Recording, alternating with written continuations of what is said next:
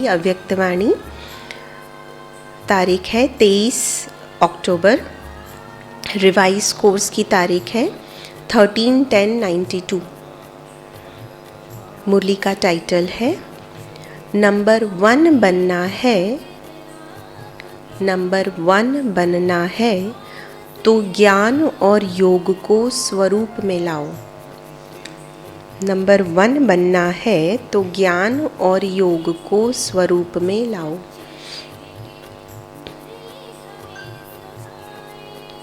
आज सत शिक्षक अपनी श्रेष्ठ शिक्षा धारण करने वाले गॉडली स्टूडेंट को देख रहे हैं कि हर एक ईश्वरीय विद्यार्थी ने इस ईश्वरीय शिक्षा को कहाँ तक धारण किया है।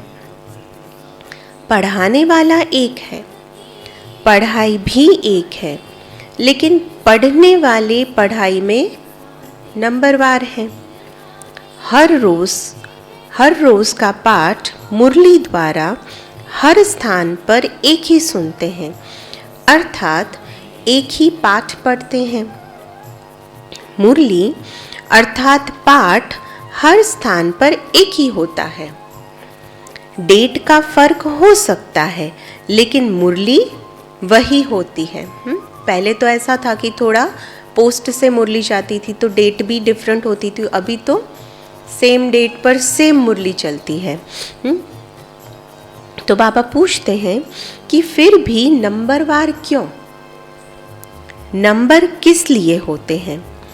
क्योंकि इस ईश्वरीय पढ़ाई पढ़ने की विधि सिर्फ सुनना नहीं है, लेकिन हर महावाक्य स्वरूप में लाना है। तो नंबरवार होने का कारण क्यों है? क्योंकि हर एक आत्मा किस रीति से ज्ञान को स्वरूप में लाती है, उस आधार पर नंबर हो जाते हैं। तो सुनना सबका एक जैसा है, लेकिन स्वरूप बनने में नंबरवार हो जाते हैं। लक्ष्य सभी का एक ही रहता है कि मैं नंबर 1 बनूं। ऐसा लक्ष्य है ना? लक्ष्य नंबर 1 का है, लेकिन रिजल्ट में नंबरवार हो जाते हैं, क्योंकि लक्ष्य को लक्षण में लाना, इसमें लक्ष्य और लक्षण में फर्क पड़ जाता है। लक्ष्य है, लेकिन उसके आधार पर अगर हमारे लक्षण नहीं होंगे तो मतलब लक्ष्य को हम स्वरूप में नहीं ला रहे हैं। इसीलिए लौकिक में भी जिसका लक्ष्य होता है कि मुझे ये बनना है, जैसे डॉक्टर बनना है, इंजीनियर बनना है, तो उसके आधार से अपनी स्ट्रैटेजी बनाते हैं, तभी जाकर वो लक्ष्य की प्राप्ति होती है। अगर नहीं बनाया, आर्मी में भी वो लोग लड़ने के लिए जाते हैं तो बिना स्ट्रैटेजी, बिना प्लानिंग के नहीं जाते हैं।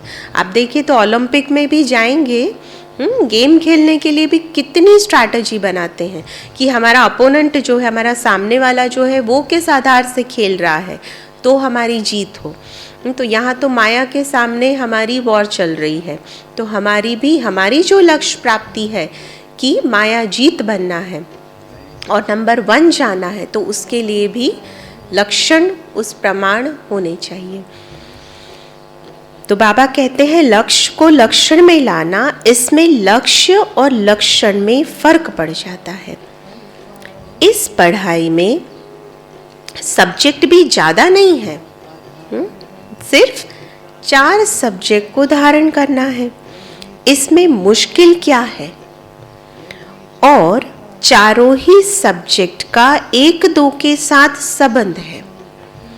अगर एक सब्जेक्ट ज्ञान संपूर्ण विधि पूर्वक धारण कर लो, अर्थात ज्ञान के एक एक शब्द को स्वरूप में लाओ, तो ज्ञान है ही मुख्य 2 शब्दों का, जिसको रचयिता और रचना व अल्फ और बे कहते हैं। 2 ही शब्दों का ज्ञान है, तो 2 ही शब्द बाबा कहते हैं उनको स्वरूप में लाना है। रचयिता बाप की समझ आ गई, अर्थात परमात्मा परिचय संबंध स्पष्ट हो गया और रचना अर्थात पहली रचना मैं श्रेष्ठ आत्मा हूँ और दूसरा मुझ आत्मा का इस बेहद की रचना अर्थात बेहद के ड्रामा में सारे कल्प में क्या क्या पार्ट है, यह सारा ज्ञान तो सभी को है ना। 7 days का कोर्स किया तो भी सबसे पहले आत्मा का परिचय मिला, फिर परमात्मा का परिचय मिला, फिर ड्रामा का लेसन हुआ। तो इतना ज्ञान तो बाबा कहते हैं सभी को वेरी फर्स्ट 3 दिन में प्राप्त होता है। लेकिन श्रेष्ठ आत्मा स्वरूप बन हर समय श्रेष्ठ पाठ बजाना, इसमें कभी याद रहता है, कभी भूल जाते हैं। तो डिफरेंस कहाँ आ रहा है? कोर्स कर लिया, समझ मिल गई, लेकिन हर घड़ी यह याद रहे कि मैं श्रेष्ठ आत्मा हूँ और हर घड़ी मुझे श्रेष्ठ कर्म बजाना है, उसमें फिर स्वरूप हर आत्मा का बदल जाता है। अगर इन 2 शब्दों का ज्ञान है, योग भी इन 2 शब्दों के आधार पर है ना, अल्फ और बे के आधार पर योग है। ज्ञान से योग का स्वतः ही संबंध है। जो ज्ञानी तो आत्मा है, वह योगी तो आत्मा अवश्य ही है। तो ज्ञान और योग का संबंध हुआ ना, क्योंकि ज्ञान का जितना बुद्धि में रमण होगा उतना स्वतः ही क्या होगा, बुद्धि बाबा के साथ कनेक्ट होती जाएगी, और जितना बुद्धि बाबा के साथ कनेक्ट हुई उतना शक्ति मिलती जाएगी। तो जो ज्ञान था उसके आधार पर हमें बल प्राप्त हुआ, याद के आधार पर बल प्राप्त हुआ, इसीलिए उसे ज्ञान बल कहते हैं। तो बाबा कहते हैं जो ज्ञानी तो आत्मा है, वह योगी तो आत्मा अवश्य ही है। तो ज्ञान और योग का संबंध हुआ ना, और जो ज्ञानी और योगी होगा उसकी धारणा श्रेष्ठ होगी या कमजोर होगी। 2 मेन सब्जेक्ट में पावरफुल हो गए तो धारणा तो श्रेष्ठ हो ही जाएगी। श्रेष्ठ स्वतः होगी, सहज होगी ना, कि धारणा में मुश्किल होगी। जो ज्ञानी तो आत्मा, योगी तो आत्मा है, वह धारणा में कमजोर हो सकता है। तो बाबा कहते नहीं, होते तो हैं तो कमजोर होते हैं। तो क्यों होते हैं? तो ज्ञान योग नहीं है। फिर बाबा पूछते हैं ज्ञान योग नहीं है? ज्ञानी है, लेकिन ज्ञानी तू आत्मा वह स्थिति नहीं है। तो ज्ञानी तू आत्मा मतलब हर एक ज्ञान की पॉइंट को हर घड़ी स्वरूप में लाते रहें। योग लगाने वाले हैं, लेकिन योगी जीवन वाले नहीं हैं। जीवन सदा होती है और जीवन नेचुरल होती है। सदा भी है और नेचुरल भी है। योगी जीवन अर्थात ओरिजिनल नेचर योगी की है। तो अगर कर्म करते करते ये ओरिजिनल नेचर याद नहीं रहती है तो योगी नहीं है। 63 जन्मों के विस्मृति के संस्कार व कमजोरी के संस्कार ब्राह्मण जीवन में कहाँ कहाँ मूल नेचर बन पुरुषार्थ में विघ्न डालते हैं। तो ओरिजिनल नेचर कौन सी है हमारी? जो आत्मा के बेसिक 7 गुण हैं वो हमारी ओरिजिनल नेचर है।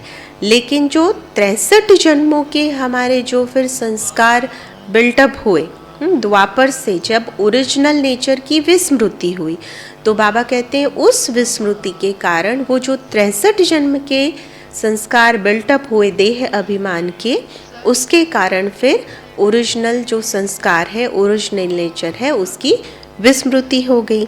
तो वह फिर हमारे कर्मों में विघ्न डालते हैं। तो पुरुषार्थ में विघ्न डालते हैं।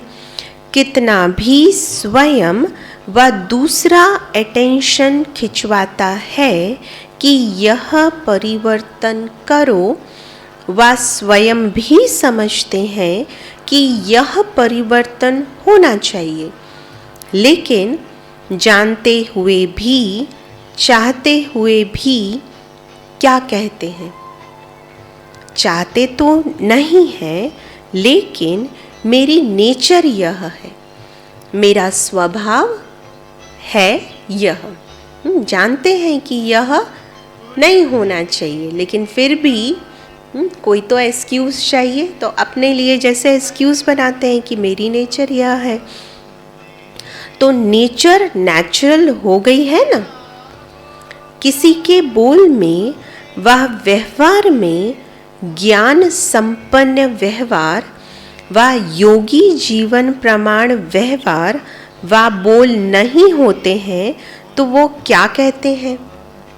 यही बोल बोलेंगे कि मेरा नेचुरल बोल ही ऐसा है, बोलने का टोन ही ऐसा है। अगर टोन ऊपर होता है, कम बोलो, धीरे बोलो, मीठा बोलो, तौल के बोलो, ऐसा सिखाया है बाबा ने, ज्ञान यही कहता है, उसके आधार से नहीं है। तो क्या बोलते हैं, एक्सक्यूज़ क्या देते हैं कि मेरा नेचर ही ऐसा है, मेरा टोन ही ऐसा है। वह कहेंगे मेरी चाल चलन ही ऑफिशियल व गंभीर है। नाम अच्छे बोलते हैं, जोश नहीं है, लेकिन ऑफिशियल है। तो एक्सक्यूज़ के लिए बाबा कहते हैं वर्ड भी कैसे देते हैं, बहुत सोफिस्टिकेटेड वर्ड दिया ना कि ऑफिशियल है। तो चाहते भी हैं, समझते भी नेचर नेचुरल वर्क करती रहती है, उसमें मेहनत नहीं करनी पड़ती है। अगर नेचुरल नेचर ओरिजिनल नेचर से कर रहे हैं तो वो भी वर्क वैसे ही करेगी। लेकिन आत्मा की जो ओरिजिनल नेचर है, जो 7 गुण है, उसकी विस्मृति रहती है। तो क्या होगा फिर? वो 63 जन्म की जो नेचर बिल्टअप हुई है, जो संस्कार, नेचर मतलब जो संस्कार बिल्टअप हुए, उसके आधार से कर्म होंगे। तो 2 संस्कार हैं, एक है मायावी संस्कार जो 63 जन्म के संस्कार है, और एक हमारे ओरिजिनल संस्कार है। दोनों के आधार से ही हम कर्म कर सकते हैं। तो ऐसे तो चाहते भी, समझते भी नेचर नेचुरल वर्क करती रहती है, उसमें मेहनत नहीं करनी पड़ती है। ऐसे जो ज्ञानी जीवन व योगी जीवन में रहते हैं, तो ज्ञान और योग संपन्न हर कर्म नेचुरल होते हैं, अर्थात ज्ञान और योग यही उनकी नेचर बन जाती है, और नेचर बनने के कारण श्रेष्ठ कर्म, युक्तियुक्त कर्म नेचुरल होते रहते हैं। तो श्रेष्ठ कर्म और युक्तियुक्त कर्म करने का आधार क्या है? ज्ञान और योग। और ज्ञान और योग, बाबा ने एक वर्ड ज्ञानी और योगी जीवन में नेचुरल बनना है, तो उसके लिए तो श्रेष्ठ कर्म तब होंगे जब ज्ञान और योग युक्त रहते हैं। तो समझा, नेचर नेचुरल बना देती है, तो ज्ञान और योग मूल नेचर बन जाए, इसको कहा जाता है ज्ञानी जीवन, योगी जीवन वाला। तो अभी चेक करना पड़े ना कि हमारा ज्ञानी और योगी जीवन कितना है। क्योंकि उसका मेजरमेंट क्या है, कैसे चेक करेंगे? तो जितना हमारा योग और ज्ञान मूल नेचर में आता जाता है, उतना हमारा जीवन ज्ञानी और योगी है। ज्ञानी सभी हो, ज्ञान तो सभी में है। फर्स्ट डे वाला भी ज्ञान उतना ही अच्छे से सुनाने वाला है। तो बाबा कहते हैं ज्ञानी सभी हो, योगी सभी हो, लेकिन अंतर क्या है? एक है ज्ञान सुनने सुनाने वाले, यथाशक्ति जीवन में लाने वाले। दूसरे हैं ज्ञान और योग को हर समय अपने जीवन की नेचर बनाने वाले। तो बाबा ने 2 प्रकार के ज्ञानी योगी बताए। पहले जो है वह ज्ञान सुनने सुनाने वाले और यथाशक्ति से उसको जीवन में लाने वाले। और दूसरे जो है वो क्या है? वो है हर समय अपने जीवन की नेचर बनाने वाले। ज्ञान और योग को हर समय अपने जीवन की नेचर बनाने वाले। तो एक है यथाशक्ति और दूसरे हैं हर समय वाले। विद्यार्थी सभी हो, लेकिन यह अंतर होने के कारण नंबरवार बन जाते हैं। तो स्टूडेंट तो सब हैं, गॉडली स्टूडेंट, लेकिन अंतर क्या है? नंबरवार क्यों बन रहे हैं? कि हर समय स्वरूप में लाते हैं या यथाशक्ति लाते हैं। जिसकी नेचर ही ज्ञानी योगी की होगी, उसकी धारणा भी नेचुरल होगी। नेचुरल स्वभाव संस्कार ही धारणा स्वरूप होंगे। बार बार पुरुषार्थ नहीं करना पड़ेगा कि इस गुण को धारण करूं, उस गुण को धारण करूं, लेकिन पहले फाउंडेशन के समय ही ज्ञान, योग और धारणा को अपनी जीवन बना दी। इसलिए यह तीनों सब्जेक्ट ऐसी आत्मा की स्वतः और स्वाभाविक अनुभूतियां बन जाती हैं। इसलिए ऐसी आत्माओं को सहज योगी, सहज ज्ञानी, सहज धारणा मूर्त कहा जाता है। कब कहेंगे सहज ज्ञानी, योगी और धारणा मूर्त? जब इन तीनों ही सब्जेक्ट को सहज जीवन में धारण करने का आधार बनाया है। और स्वयं स्वाभाविक इन तीनों ही सब्जेक्ट के आधार पर अनुभूतियां होती हैं। तो ये 3 बेसिक फाउंडेशन होंगे। तीनों सब्जेक्ट का कनेक्शन है। जिसके पास इतनी अनुभूतियों का खजाना संपन्न होगा, ऐसी संपन्न मूर्तियां स्वतः ही मास्टर दाता बन जाती है। तो तीनों ही सब्जेक्ट कनेक्टेड है, और जितना इन तीनों ही सब्जेक्ट की अनुभूतियों का खजाना संपन्न होगा, तो ऐसी आत्माएं क्या बन जाएंगी? मास्टर दाता बन जाएगी। क्योंकि स्वयं का खजाना संपन्न है, तो किसी भी स्वरूप में फिर वो दूसरी आत्माओं को देते जाएंगे, चाहे मनसा, वाचा या कर्मणा। तो सेवा भी ऑटोमेटिकली हो गई। दाता अर्थात सेवाधारी। दाता देने के बिना रह नहीं सकता। दातापन के संस्कार से स्वतः ही सेवा का सब्जेक्ट प्रैक्टिकल में सहज हो जाता है। तो चारों का ही संबंध हुआ ना। कोई कहे कि मेरे में ज्ञान तो अच्छा है, लेकिन धारणा में कमी है, तो उसको ज्ञानी कहा जाएगा? ज्ञान अच्छा है लेकिन धारणा में कमी है, तो मतलब वो ज्ञान अभी तक स्वरूप में आया ही नहीं है। ज्ञान तो दूसरों को भी देते हो ना, है तब तो देते हो। एक है समझना, दूसरा है स्वरूप में लाना। समझने में सभी होशियार हैं, समझाने में भी सभी होशियार हैं, लेकिन नंबर 1 बनना है तो ज्ञान और योग को स्वरूप में लाओ। फिर नंबरवार नहीं होंगे, लेकिन नंबर 1 होंगे। तो सुनाया कि आज सत शिक्षक अपने चारों ओर के ईश्वरीय विद्यार्थियों को देख रहे थे। तो क्या देखा? सभी नंबर 1 दिखाई दिए, व नंबरवार दिखाई दिए, क्या रिजल्ट होगी?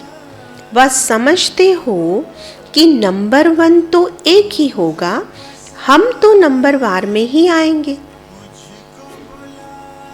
फर्स्ट डिवीजन में तो आ सकते हो ना। तो बाबा कहते हैं भले नंबर 1 एक होगा, बाकी तो फिर नेक्स्ट नंबर्स होंगे, लेकिन फर्स्ट डिवीजन में तो आ सकते हैं ना, उसमें एक नहीं होता है। तो चेक करो, अगर बार बार किसी भी बात में स्थिति नीचे ऊपर होती है, अर्थात बार बार पुरुषार्थ में मेहनत करनी पड़ती है, इससे सिद्ध है कि ज्ञान की मूल सब्जेक्ट के 2 शब्द रचता और रचना की पढ़ाई को स्वरूप में नहीं लाया है।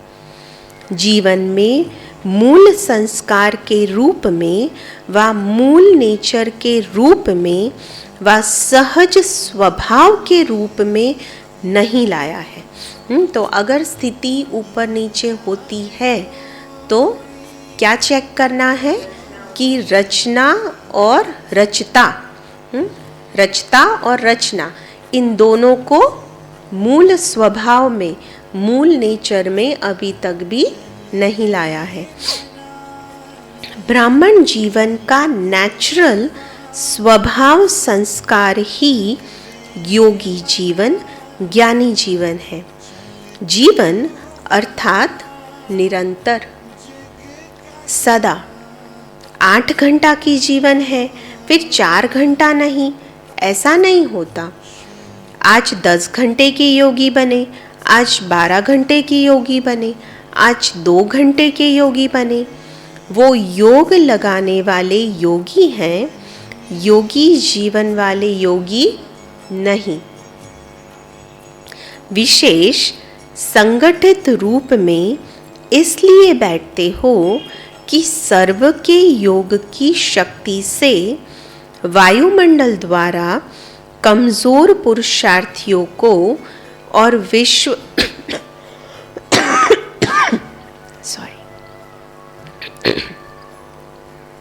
विशेष संगठित रूप में इसलिए बैठते हो कि सर्व के योग की शक्ति से वायुमंडल द्वारा कमजोर पुरुषार्थियों को और विश्व की सर्व आत्माओं को योग शक्ति द्वारा परिवर्तन करे। इसलिए वह भी आवश्यक है, लेकिन इसलिए योग में नहीं बैठना है कि अपना ही टूटा हुआ योग लगाते रहो। तो बाबा कहते हैं योग में क्यों बैठ रहे हैं? सेवा के लिए योग में बैठ रहे हैं, लेकिन अपना ही टूटा हुआ जो योग है, मतलब कर्म करते करते बुद्धि कहीं और घूम रही है और फिर बैठकर बुद्धि को एकाग्र करे, तो अभी वह लक्ष्य नहीं होना चाहिए। बाबा ऐसा कहते हैं।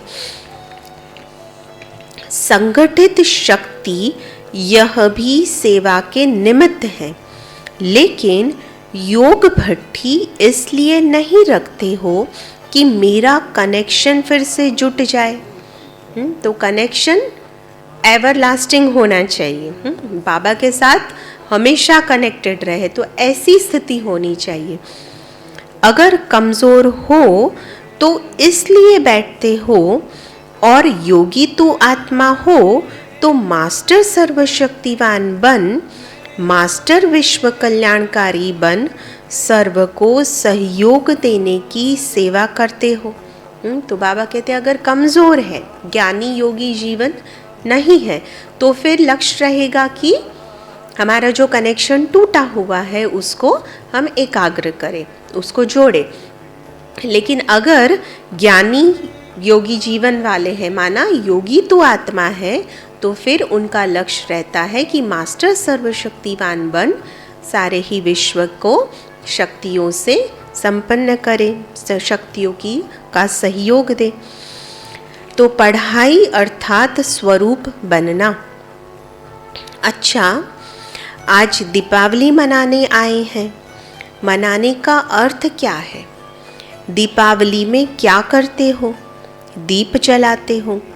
आजकल तो लाइट जलाते हैं, और लाइट पर कौन आते हैं? लाइट की ओर अट्रैक्शन किसका होता है? परवाने, बाबा कहते हैं। और परवाने की विशेषता क्या होती है? फिदा होना।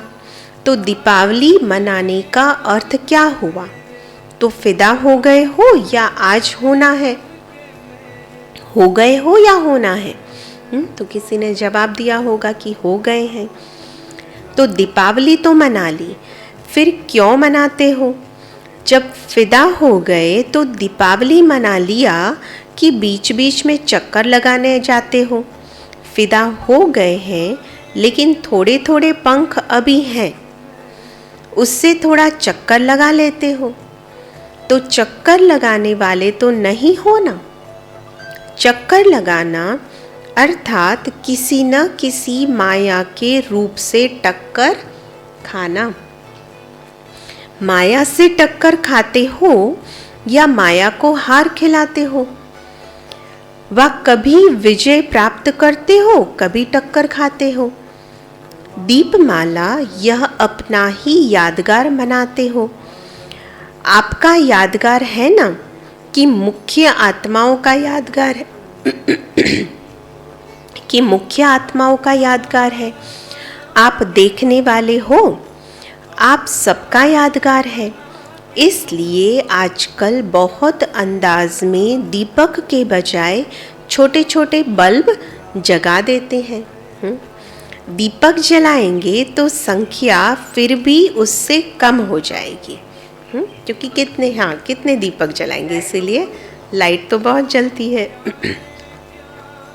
लेकिन आपकी संख्या तो बहुत है ना, तो सभी की याद में अनेक छोटे छोटे बल्ब जगमगा देते हैं, तो अपना यादगार मना रहे हैं। जब दीपक देखते हो तो समझते हो यह हमारा यादगार है। तो बाबा कहते हैं कि दीपक देखते हो तो ऐसे समझते हो कि यह हमारा यादगार है। स्मृति आती है। यही संगम युग की विशेषता है, जो चैतन्य दीपक अपना जड़ यादगार दीपक देखते हो। चैतन्य में स्वयं हो और जड़ यादगार देख रहे हो। ऐसे तो जिस दिन दीपावली मनाओ उस दिन ही वास्तविक तिथि है। यह तो दुनिया वालों ने तिथि फिक्स कर दी है, लेकिन आपकी तिथि अपनी है। इसलिए जिस दिन आप ब्राह्मण मनाओ वही सच्ची तिथि है। इसलिए कोई भी तिथि फिक्स करते हैं तो किससे पूछते हैं? ब्राह्मणों से ही निकालते हैं। तो बाबा कहते हैं वह भी फिर गायन है। तो आज बाप दादा सभी देश विदेश के सदा जगे हुए दीपकों को दीपमाला की मुबारक दे रहे हैं, बधाई दे रहे हैं। दीपावली मुबारक अर्थात मालामाल, संपन्न बनने की मुबारक। तो ऐसे सदा जागती ज्योत, सदा स्वयं प्रकाश स्वरूप बन अनेकों का अंधकार मिटाने वाले सच्चे दीपक, सदा चारों ही सब्जेक्ट को साथ साथ जीवन में लाने वाले, सर्व सब्जेक्ट में नंबर 1 के लक्ष्य को लक्षण में लाने वाले, ऐसे ज्ञानी तू आत्मा, योगी तू आत्माएं, दिव्य गुण स्वरूप आत्माएं, निरंतर सेवाधारी श्रेष्ठ विश्व कल्याणकारी आत्माओं को बाप दादा का याद प्यार और नमस्ते। हम रूहानी बच्चों की बाप दादा को याद प्यार, गुड मॉर्निंग और नमस्ते। तो क्या सुना आज?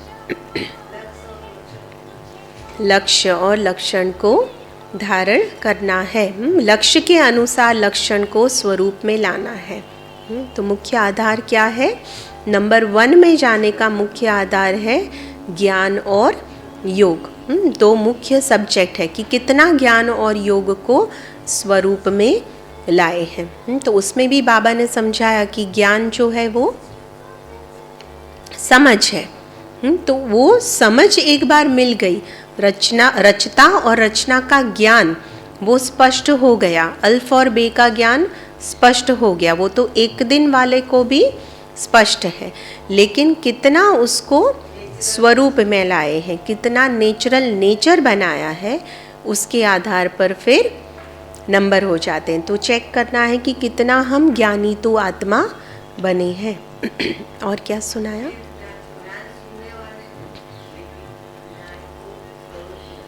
ज्ञान सुनने वाले नहीं, लेकिन ज्ञान को स्वरूप में लाने वाले।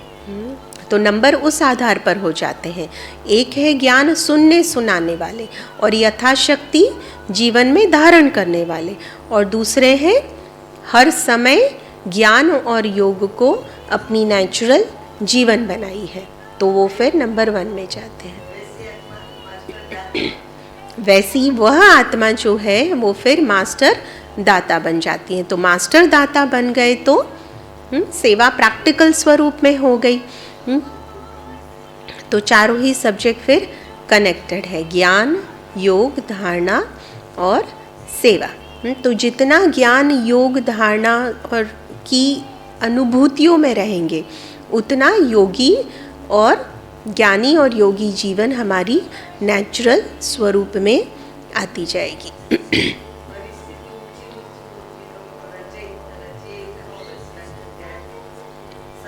स्वरूप में नहीं लाया, तो अगर स्थिति ऊपर नीचे होती है तो समझना है कि अभी तक भी जो रचता और रचना का ज्ञान है उसको हमने स्वरूप में नहीं लाया है।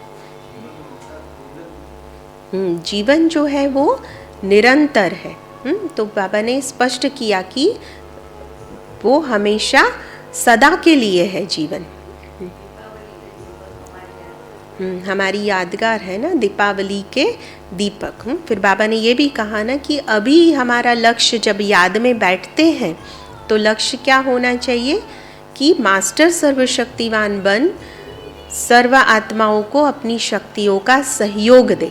तो अगर अभी तक भी हमारी बुद्धि मतलब डिस्कनेक्टेड है, निरंतर योगी नहीं है, तो अभी कमज़ोर है, तो फिर बैठकर फिर योग लगाते हैं। लेकिन अगर शक्तिशाली है, ज्ञानी तू आत्मा है, तो फिर वह उनसे सेवा होती रहेगी, वो सर्व आत्माओं को शक्तियों का सहयोग देते रहेंगे।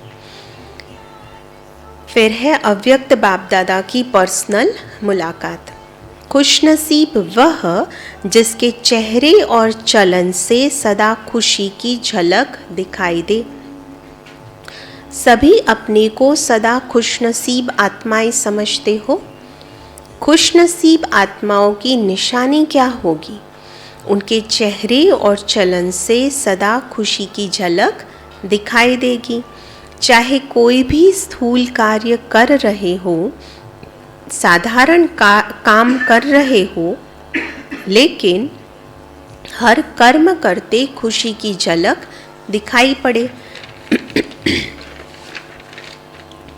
इसको कहते हैं निरंतर खुशी में मन नाचता रहे। ऐसे सदा रहते हो या कभी बहुत खुश रहते हो, कभी कम?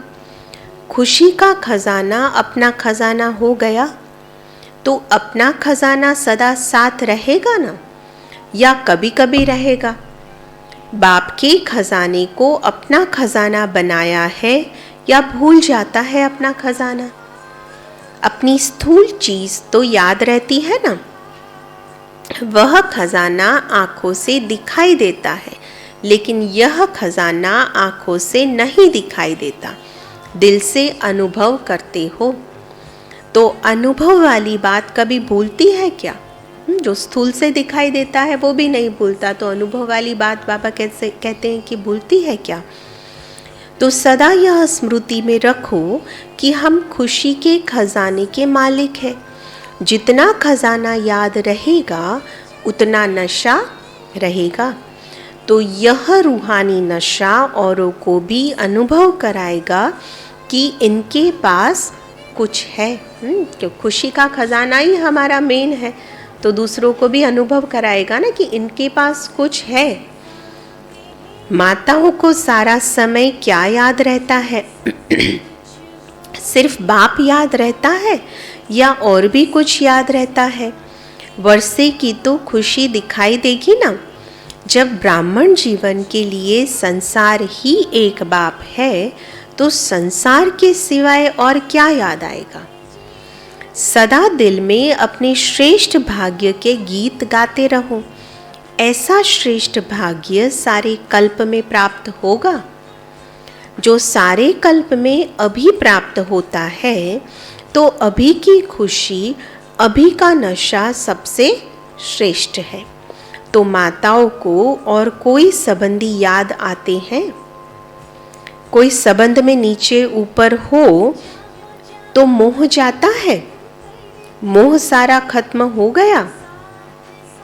जो कहते हैं कुछ भी हो जाए मेरे को मोह नहीं आएगा, वो हाथ उठाए। अच्छा, मोह का पेपर भले आवे, पांडव तो नष्टो मोहा है ना। व्यवहार में कुछ नीचे ऊपर हो जाए फिर नष्टो मोहा है। अभी भी बीच बीच में माया पेपर तो लेती है ना, तो उसमें पास होते हो। बाबा ने बहुत क्वेश्चंस पूछे हैं। या जब माया आती है तब थोड़ा ढीले हो जाते हो। तो सदा खुशी के गीत गाते रहो। समझा? कुछ भी चला जाए लेकिन खुशी नहीं जाए। चाहे किसी भी रूप में माया आए लेकिन खुशी न जाए। ऐसे खुश रहने वाले ही सदा खुश नसीब हैं। अच्छा, अभी आंध्रा और कर्नाटक वालों को कौन सी कमाल करनी है? ऐसी कोई भी आत्मा वंचित नहीं रह जाए। हर एक को संदेश देना है। जहाँ भी रहते हो सर्व आत्माओं को संदेश मिलना चाहिए। जितना संदेश देंगे उतनी खुशी बढ़ती जाएगी। अच्छा, फिर आज का वरदान है, उमंग उत्साह के आधार पर, उमंग उत्साह के आधार पर सदा उड़ती कला का अनुभव करने वाले, सदा उड़ती कला का अनुभव करने वाले हिम्मतवान भव। उमंग उत्साह के आधार पर सदा उड़ती कला का अनुभव करने वाले हिम्मतवान भव। विस्तार है, उड़ती कला का अनुभव करने के लिए हिम्मत और उमंग उत्साह के पंख चाहिए। किसी भी कार्य में सफलता प्राप्त करने के लिए उमंग उत्साह बहुत ज़रूरी है। अगर उमंग उत्साह नहीं तो कार्य सफल नहीं हो सकता, क्योंकि उमंग उत्साह नहीं तो थकावट होगी और थका हुआ कभी सफल नहीं होगा। इसलिए हिम्मतवान बन उमंग और उत्साह के आधार पर उड़ते रहो तो मंजिल पर पहुंच जाएंगे। स्लोगन है, दुआएं दो और दुआएं लो, दुआएं दो और दुआएं लो, यही श्रेष्ठ पुरुषार्थ है। दुआएं दो और दुआएं लो, यही श्रेष्ठ पुरुषार्थ है। आज का स्वमान रहेगा, मैं ज्ञानी तू आत्मा हूँ।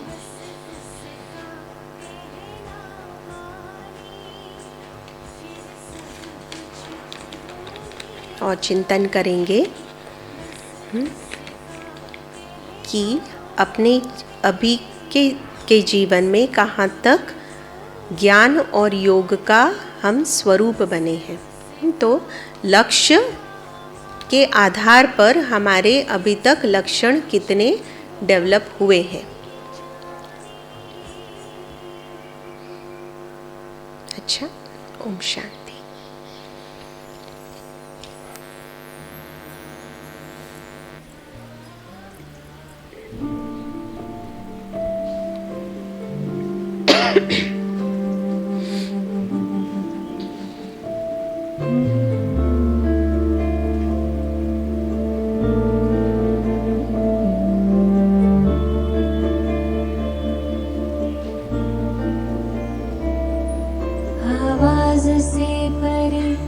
मधुर साज से भरे अंदाज में बुलाए बाबा पुकार के बच्चिया।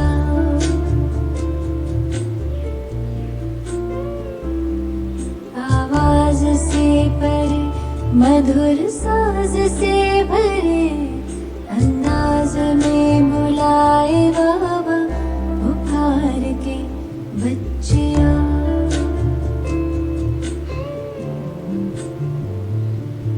सितारों से दूर सितारों का जहां रहता परम सितारा बेहद सुकून वहां।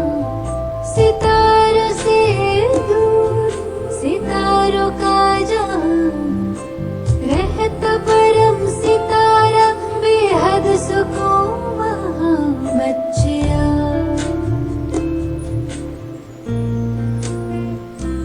बच्चिया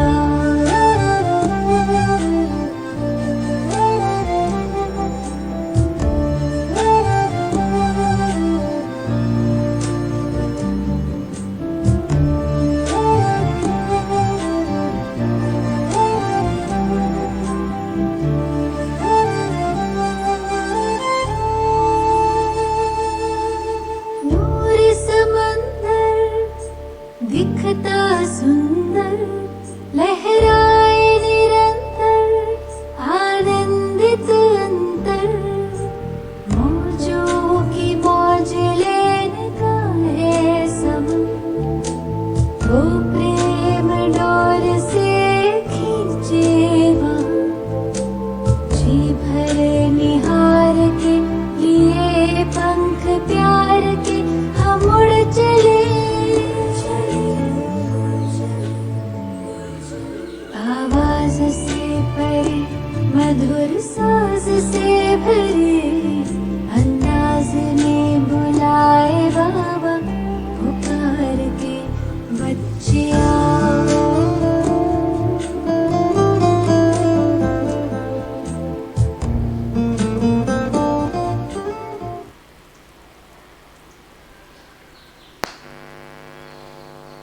ओम शांति। ओम शांति बहन। ओम शांति। ओम शांति बेन। ओम शांति। बेनो शांति। ओम शांति। ओम शांति। ओम शांति शांति। बहन। ओम शांति। ओम शांति। ओम शांति। शांति बहन। ओम शांति। ओम शांति बहन। ओम शांति।